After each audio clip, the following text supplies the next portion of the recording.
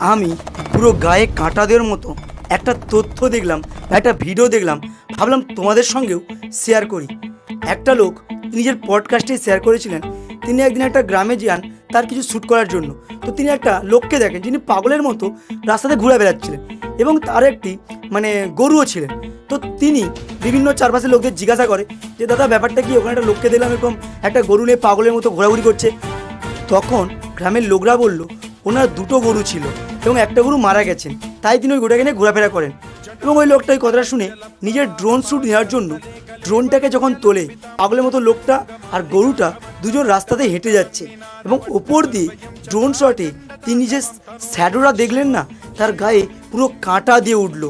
এবং তোমরাও যদি দেখো তোমাদেরও গায়ে কাঁটা দিয়ে উঠবে, পুরো অবিকল যেন স্বয়ং শিব নন্দীকে নিয়ে রাস্তায় হেঁটে যাচ্ছে।